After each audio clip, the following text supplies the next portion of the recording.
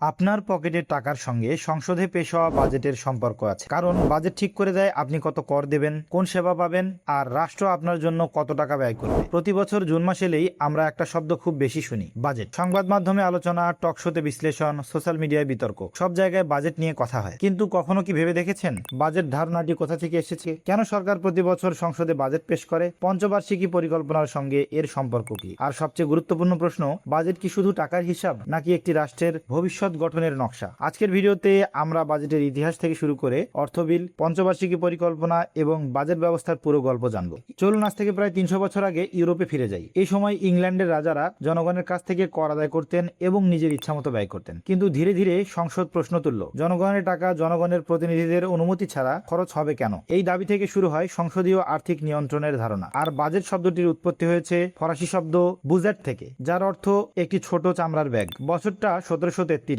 British অর্থমন্ত্রী Robert Walpole সংসদে একটি চামড়ার ব্যাগ নিয়ে হাজির হলেন। এই ব্যাগ থেকে জন্ম নেয় আজকের পরিচিত শব্দ বাজেট। ব্রিটিশ অর্থমন্ত্রী একসময় এই ব্যাগে করে রাষ্ট্রের আয় ব্যয়ের হিসাব নিয়ে সংসদে আসতেন। সেখান থেকে বাজেট শব্দটি বিশ্বজুড়ে জনপ্রিয় হয়ে ওঠে। ধরুন আপনি একটি পরিবারের কর্তা, আপনি জানেন প্রতি মাসে কত টাকা আয় করবেন এবং সেই টাকা কিভাবে খরচ করবেন। সরকারও ঠিক একই কাজ করে, তবে অনেক বড় পরিসরে। সরকার আগামী 1 বছরে কত টাকা আয় করবে, কোথা থেকে আয় করবে এবং কোন খাতে ব্যয় করবে, তার আনুষ্ঠানিক পরিকল্পনাই হলো জাতীয় বাজেট। অর্থাৎ বাজেট হলো রাষ্ট্রের আর্থিক রোডম্যাপ। এবার আসি সবচেয়ে গুরুত্বপূর্ণ বিষয়, পঞ্চবার্ষিকী পরিকল্পনা। 5 বছরের উন্নয়ন পরিকল্পনাকেই সহজ ভাষায় পঞ্চবার্ষিকী পরিকল্পনা বলে। কিন্তু এই ধারণাটি এলো কোথা থেকে? এর জন্য আমাদের যেতে হবে 1928 সালে সোভিয়েত ইউনিয়নে। তখন দেশটির নেতৃত্ব দিয়েছিল জোসেফ স্ট্যালিন। সরকার সিদ্ধান্ত নিল দেশকে দ্রুত শিল্পোন্নত রাষ্ট্রে পরিণত করতে হলে দীর্ঘমেয়াদী পরিকল্পনার দরকার। সেখান থেকে শুরু হয় বিশ্বের প্রথম 5 ইয়ার প্ল্যান। পরবর্তীতে ইন্ডিয়া, চায়না এবং উন্নয়নশীল দেশ এ ধারণা গ্রহণ করে। স্বাধীনতার পর বাংলাদেশও এ পদ্ধতি অনুসরণ করে। 1973 সালে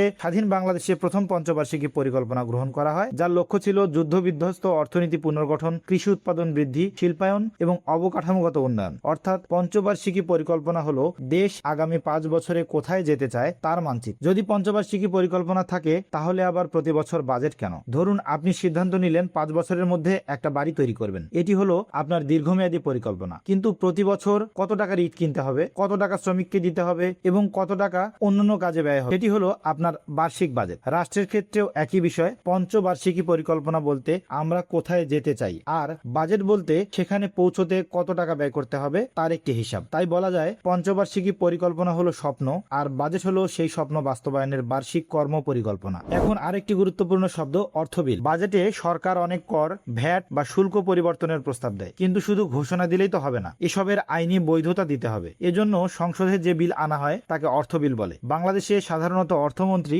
অর্থ বিল পেশ করেন এবং সংসদে পাশ হওয়ার পর তা আইনে পরিণত হয়। বাজেট শুধু অর্থনৈতিক বিষয় নয়, এটি রাজনৈতিক দলিলও বটে। কারণ বাজেট দেখেই বোঝা যায় সরকার শিক্ষা নাকি অবকাঠামোতে বেশি গুরুত্ব দিচ্ছে, স্বাস্থ্য খাতের বরাদ্দ বাড়ছে না কমছে, সামাজিক নিরাপত্তা বাড়ানো হচ্ছে নাকি কমানো হচ্ছে। অর্থাৎ বাজেট আমাদের বলে দেয় রাষ্ট্রের অগ্রাধিকার কি এবং সরকারের রাজনৈতিক দর্শন কোন দিকে যায়। তাই অনেক রাষ্ট্রবিজ্ঞানী বলেন বাজেট হলো সংখ্যার ভাষায় লেখা সরকারের রাজনৈতিক দর্শন। সংসদে বাজেট পেশের দিনটি শুধু অর্থ মন্ত্রণালয়ের জন্য অনুষ্ঠান নয়, এটি আসলে সেই দিন যেদিন একটি রাষ্ট্র তার নাগরিকের সামনে জানায় আগামী 1 বছর দেশের টাকা কোথায় যাবে, কার জন্য ব্যয় হবে এবং ভবিষ্যৎ বাংলাদেশ কিভাবে গড়ে তোলা হবে। আপনার মতে এবারের বাজেটের সবচেয়ে গুরুত্বপূর্ণ দিকটি কোনটি হবে? কমেন্টে আপনার মতামত জানাতে ভুলবেন না। ধন্যবাদ, দেখা হবে পরবর্তী ভিডিওতে।